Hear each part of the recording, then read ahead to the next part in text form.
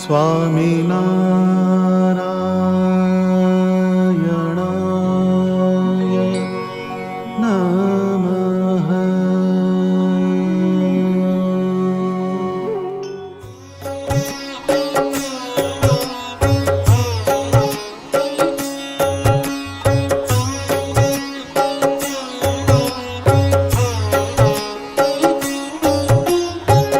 સ્વામિનારાયણ સ્વામિનારાયણ સ્વામિનારાયણ સ્વામિનારાયણ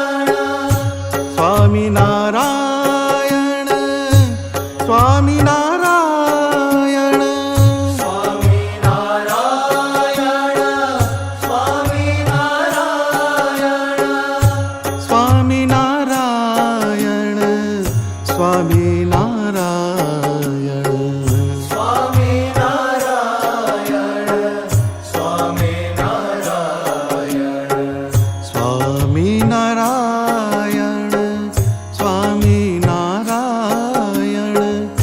સ્વામિનારાયણ સ્વામિનારાયણ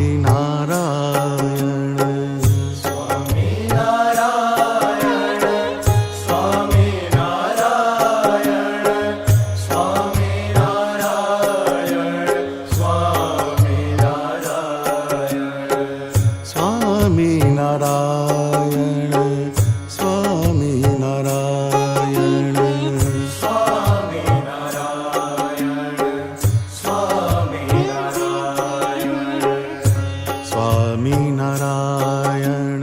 સ્વામિનારાયણ સ્વામિનારાયણ સ્વામિનારાયણ સ્વામિનારાયણ સ્વામિનારાયણ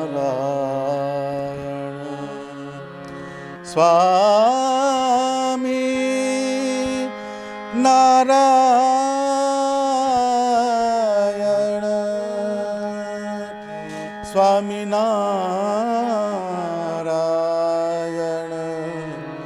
સ્વામિનારાયણ સ્વામિનારાયણ હૈયાના ફૂટ્યા હરિસંગ હેતન કીધું હારે હૈયાના ફૂટ્યા હરિસંગ હેત ન કીધું પેટને અર્થે પાપ કરતા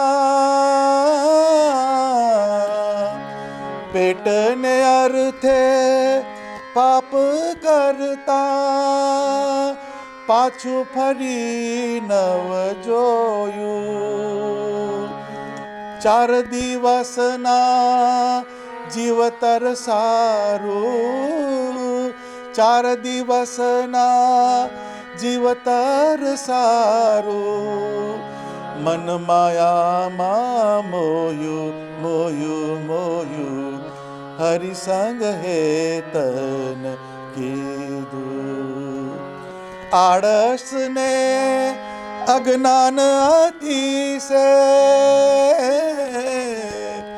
આળસને અજ્ઞાન અતિશે કામ બગાડ્યું તારું કામ બગાડ્યું તારું દેવાનંદ કહે દેખ વિચારી દેવાનંદ કહે દેખ વિચારી માન કહ્યું તું મારું મારું મારું હરિસંગ હેતન કીધું હારે હૈયાના ફૂટ્યા હરિસંગ હેતન કીધું હરિસંગ હેતન કીધું હરિસંગ હેતન કીધું. સહજાનંદ સ્વામી મહારાજની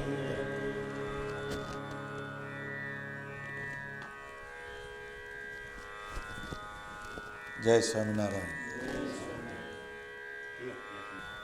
બધે હેત થાય. આપણે અભ્યાસ કરીએ તો અહીંયા લોકો કૂતરા જોડે કેટલું હેત કરે. મા બાપની એટલી ચાકરી ના કરે એટલી કૂતરાની કરે. એના કેટલાય રૂપિયા ડોલર એની પાછળ ખર્ચાય. એ કૂતરો એની પાછળ હેત કરવાનું. હાથમાં કશું ના આવે પાછું. એ હેત કરે ખરો, એના હાથમાં કશું આવે નહીં એવી જગ્યાએ હેત કરે. એટલે હેત કરવાની જગ્યા કઈ? તો એકદમ કડકડતી રજતની ડાયરી હોય. તમારા દેશમાં કઈ ડાયરી હોય છે? લખવાનું પેલી ડાયરી આવે ને, સારી ડાયરી હોય અને એક બાજુ કરન્સી હોય. તમે ક્યાં હેત કરો? ડોલરની નોટ જૂની હોય તો એમાં હેત કરે. કેમ કે એમાંથી અર્થ માત્ર એમાંથી પ્રાપ્ત થાય. એ ડોલર કીધા એટલે એ કરન્સી ખરી, એ બેવ કાગળ જ કહેવાય. પણ એ કરન્સીમાં માણસ હેત કરે અને પેલામાં હેત ના થાય. એટલે હૈયાના ફૂટ્યા હરિસંગ હેત ન કીધું.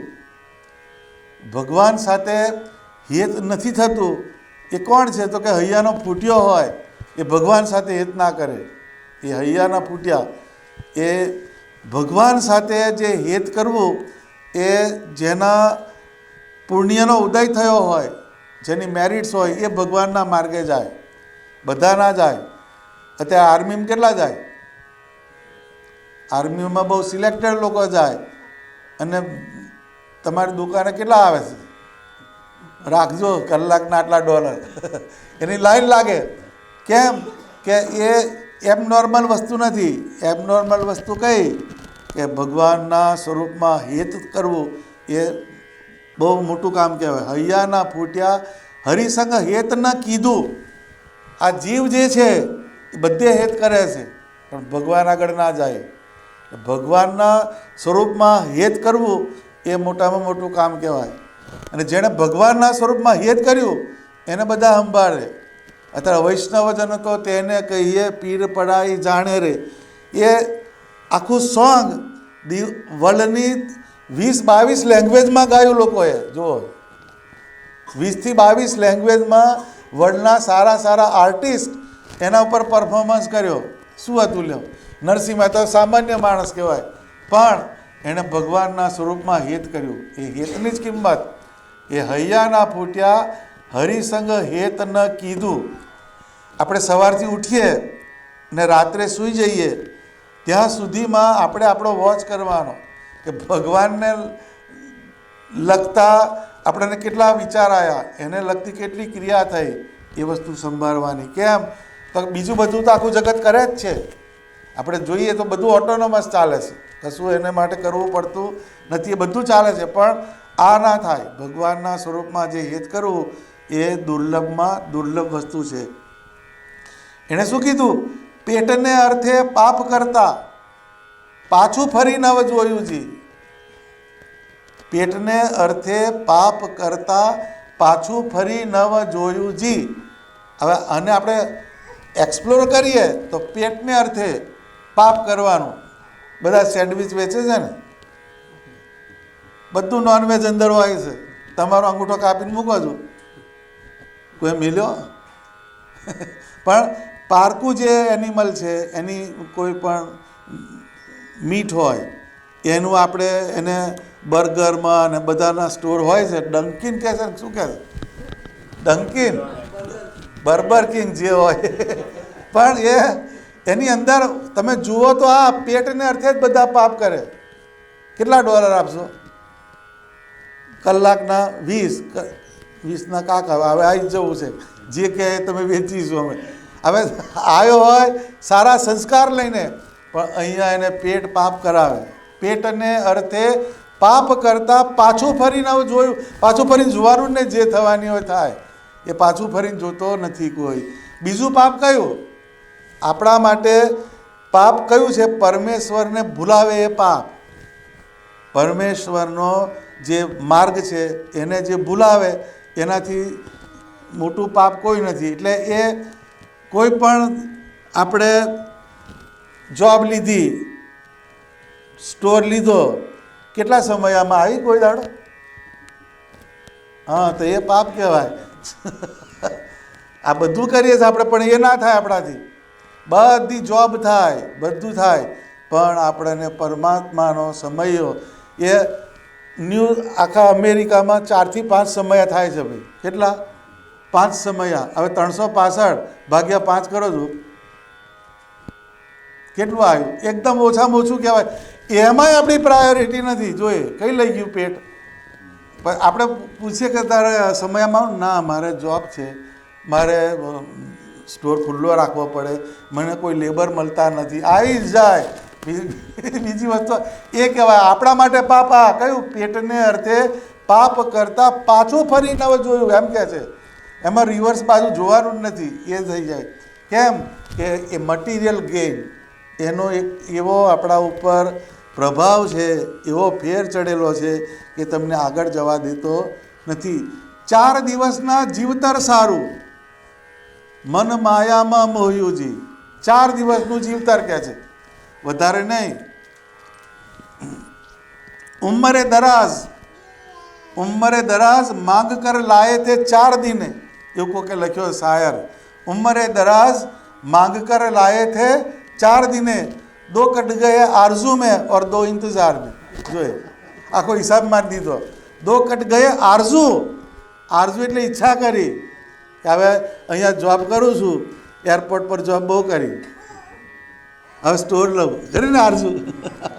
એટલે 2 कट गए આરજુ મેં, એટલે બધી ઈચ્છા કરી, આ પ્રાપ્ત કરવું છે, આ પ્રાપ્ત કરવું છે, આ પ્રાપ્ત કરવું, એ આરજુ કરી. પછી એનું વેઇટિંગ સ્ટાર્ટ થયું. 2 कट गए इंतजार में. 2 कट गए इंतजार में. એમ કરતાં કરતાં કરતાં આપણું પાર્સલ રવાના થઈ ગયું. એ આખી આપણી લાઈફની મિસ્ટ્રી આ છે. 4 દિવસના જીવતર સારું, મન માયામાં મોહ્યું મોહ્યું મોહ્યું. આ કોણ કહે છે? દેવાનંદ સ્વામી કહે છે. દેવાનંદ સ્વામી બહુ વિદ્વાન સંત કહેવાય. એણે આ કીર્તન લખ્યું. પણ એ આપણને એક વસ્તુ બતાડે છે કે રેડ એલર્ટ, વોર્નિંગ બેલ કહે છે ને, વોર્નિંગ બેલ. આ વોર્નિંગ બેલ છે. બધા ઢંઢોળે બધાને આપણને. એ ઢંઢોળવાની પ્રક્રિયા છે. તો એ હૈયા ના ફૂટ્યા હરિસંગ હેત ન કીધું. એ આપણું હૈયું ફૂટેલું છે, એટલે ભગવાન પાસે જવાતું નથી. હવે બીજું કયું છે?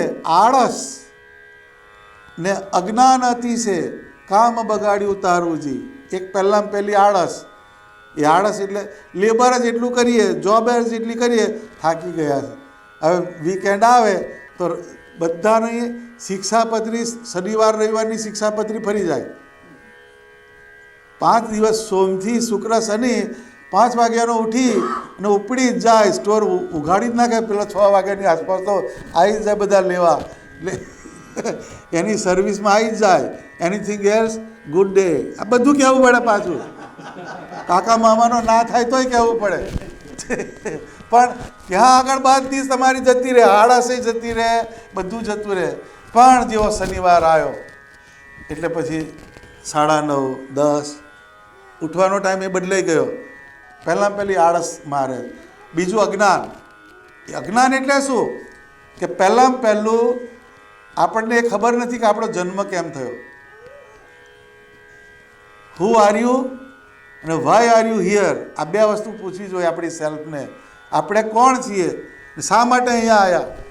એ મનુષ્યનો જન્મ આપણને શેના માટે મળ્યો? એ અજ્ઞાન છે. એ મનુષ્યનો જન્મ જે આપણને મળ્યો એ પરમાત્માનો યોગ કરીને એના આકારનું અનુસંધાન કરવા માટે આપણને આ જન્મ મળ્યો. એ જે પ્રારબ્ધવાળો હોય એને ખબર પડી જાય. ધ્રુવ હતા ધ્રુવ, ધન્ય ધન્ય માતા ધ્રુવતણી, પુત્રને પહેર્યો વૈરાગ્યજી. એ ધ્રુવને એની માએ બાળપણથી એને નારદજીનો યોગ કરાયો, ભગવાનનો સંસ્કાર પાડ્યો. એ સારામાં સારી વસ્તુ એ એટલે આળસ ને અજ્ઞાન. કામ બગાડ્યું તારુંજી. દેવાનંદ કહે દેખ વિચારી માન કહ્યું મારું જી. એ દેવાનંદ સ્વામી જે કીધું એ અત્યારે મેં તમને કીધું. સમજાયું? મેં બાયપાસ કરી વાતને. એટલે આપણે બધું કરીએ છીએ લાઈફની અંદર, પણ આ વસ્તુ મિસિંગ છે. માઇકલ એન્જેલો જે દુનિયાનો ગ્રેટેસ્ટ આર્ટિસ્ટ કહેવાય, એના રોમની અંદર એના મ્યુરલ્સ છે, એના પેઇન્ટિંગ્સ છે, બહુ મોટો આર્ટિસ્ટ, સ્કલ્પ્ટર, બહુ મોટો. દુનિયાનો જે આર્ટનું જે ફિલ્ડ કહેવાય એમાં માઇકલ એન્જેલો આઈડિયલ કહેવાય, ભીષ્મ પિતા કહેવાય આર્ટનો. એને એની ઓટોબાયોગ્રાફી લખી. હવે પેરિસ, રોમ બધે એના મ્યુરલ્સ છે. બધા ચર્ચ જે હોય એમાં ફ્રેસ્કો પેઇન્ટિંગ જે હોય, ગ્લાસના પેઇન્ટિંગ હોય, ગ્લાસ પેઇન્ટિંગ એણે કરેલા છે. એવો જબરજસ્ત આર્ટિસ્ટ કહેવાય. એને દુનિયાના લેવલમાં એ આર્ટિસ્ટ કહેવાય. એને 200 વર્ષ પહેલાં સર્જરી ડેવલપ નથી થઈ. એ વખતે બાળકનો ગ્રોથ 9 મહિનાનો ગ્રોથ કેવો હોય, 1 મહિનાનું બાળક કેવું હોય, 2 મહિનાનું બાળક, એના સ્કેચ કર્યા છે ને. માઇકલ એન્જેલોની બુક મેં વાંચેલી છે, એનું આખી બાયોગ્રાફી લખી છે ને, ઓટોબાયોગ્રાફી. એમાં એણે એક ચેપ્ટર લખ્યું. એ ચેપ્ટરની અંદર એક વસ્તુ મેન્શન કરી કે I regret that I have not done sufficient for the salvation of myself. આટલું એને લખવું પડ્યું. છેલ્લા ચેપ્ટરોમાં એને એક આ વાક્ય લખ્યું, આઈ રિગ્રેટ, મને પસ્તાવો થાય છે. કેમ? કે I have not done sufficient for the salvation of myself. મારા જીવના કલ્યાણ માટે હું કશું કરી શક્યો નહીં. For that I regret. હવે એની આજે કેરિયર જે છે એના પર કૂચડો માર્યો કે નહીં? આ વર્લ્ડનો ગ્રેટેસ્ટ આર્ટિસ્ટ બોલે, આપણે નહીં, આલિમ અવાલી નહીં, આપણે તો રોજનું રોજ કૂટનારા માણસ. પણ જેને આખો દેશ જેને રિસ્પેક્ટ કરે આર્ટના ફિલ્ડની અંદર, એવો વ્યક્તિ, એને એટલી વસ્તુનો અહેસાસ થયો કે મારા જીવનની અંદર મને ખેદ થયો કે મારા જીવના કલ્યાણને માટે હું કશું કરી શક્યો નહીં. શું ભણી તું? હે? જો પબ્લિક હેલ્થ. તારી મેન્ટલ હેલ્થનું ભણી? હવે ભણવું પડશે.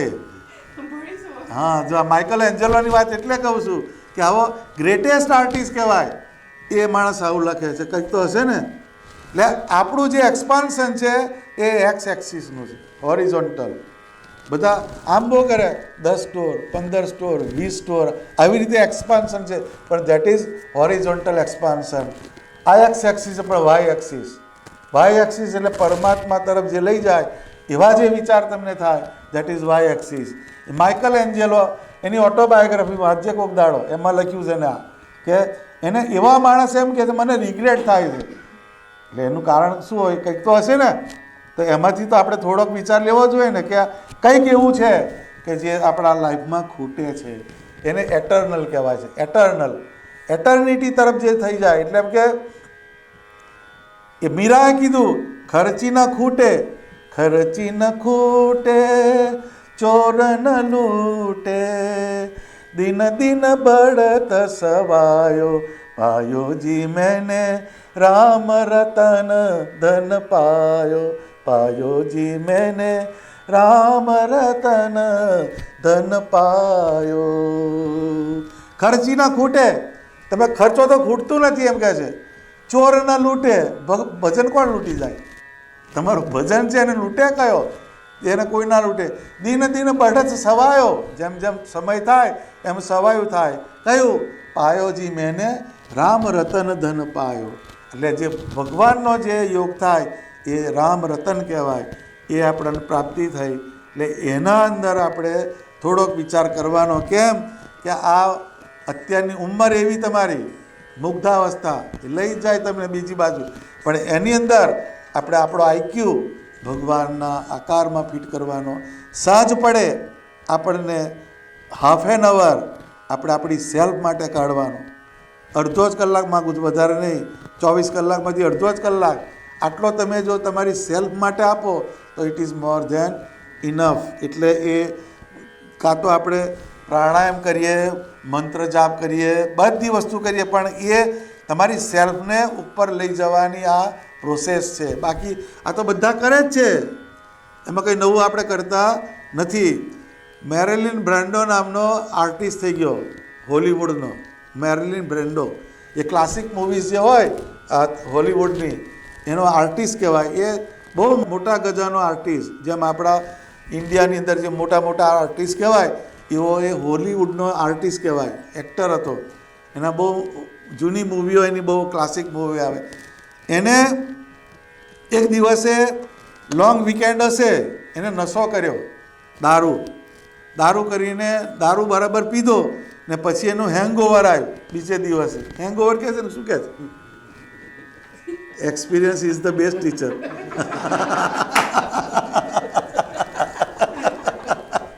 એ હેંગઓવર આવ્યું, એમાં તેને બહુ પેઇનફુલ પ્રોસેસ થઈ.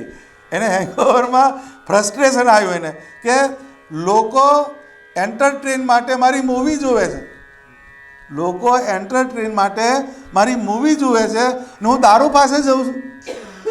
કંઈક એની અંદર એક સર્કિટ ચાલુ હશે ને એને અંદરથી એક આવો વિચાર આવ્યો. એમાંથી એને બહુ એને એ થઈ ગઈ કે આ વસ્તુ બધી નકામી છે.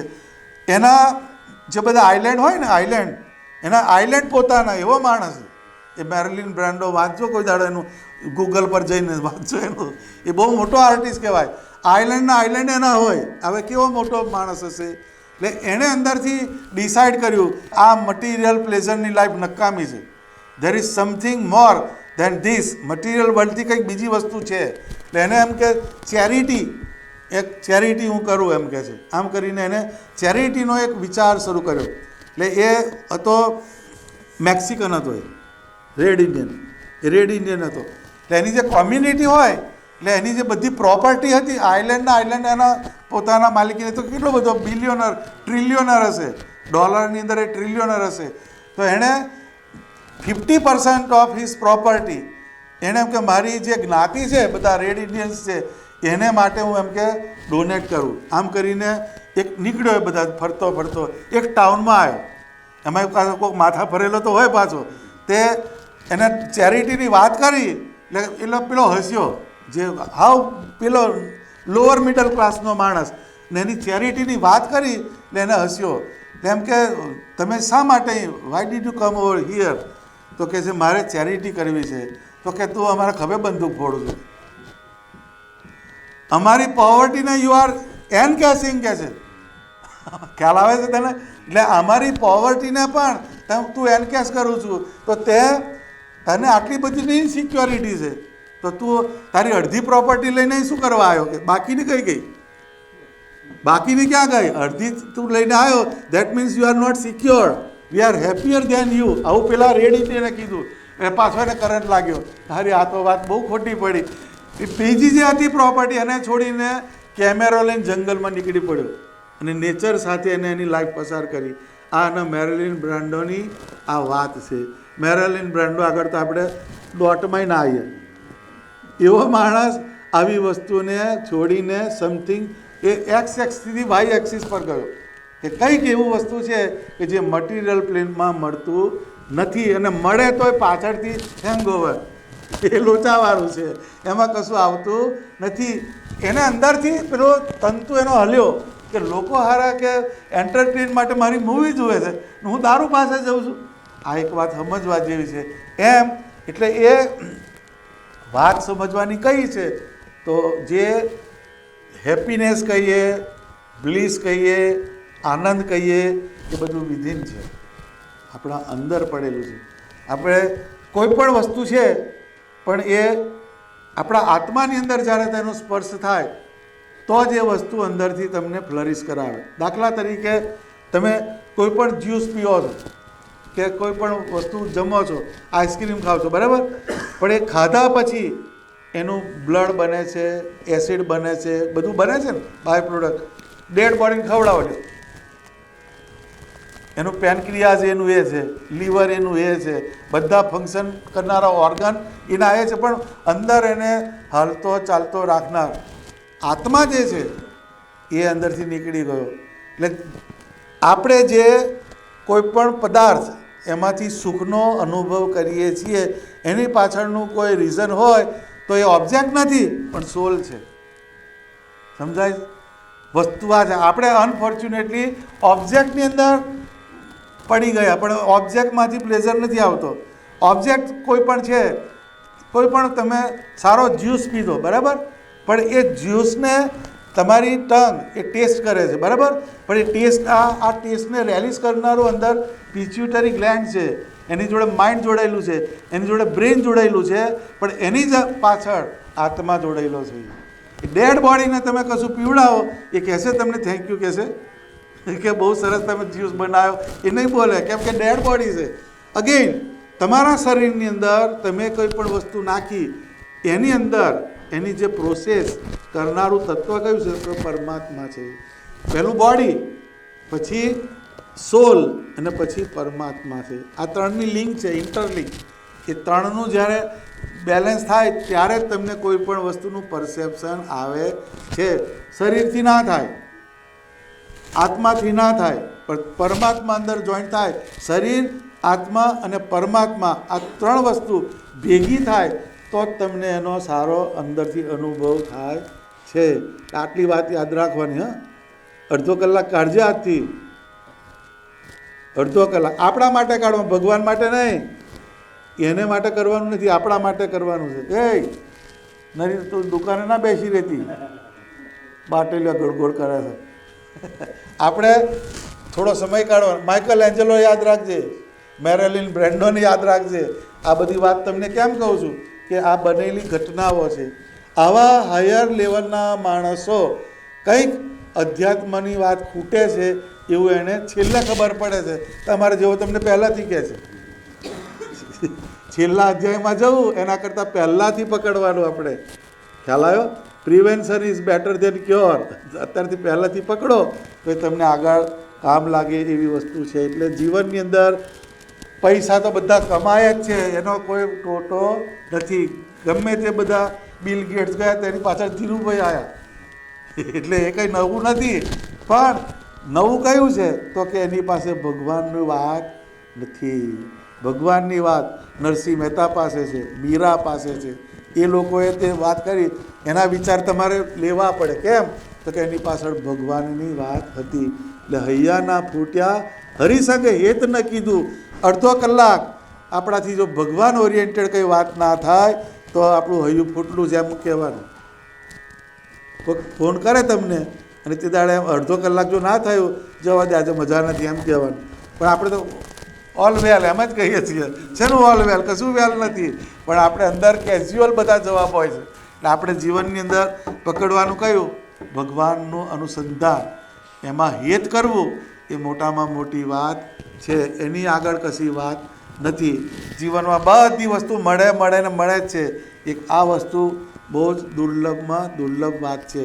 એટલે આ વાત યાદ રાખવાની. ભગવાનના આકારની અંદર હેત કરવું એ મોટામાં મોટી વાત છે. સહજાનંદ સ્વામી મહારાજ.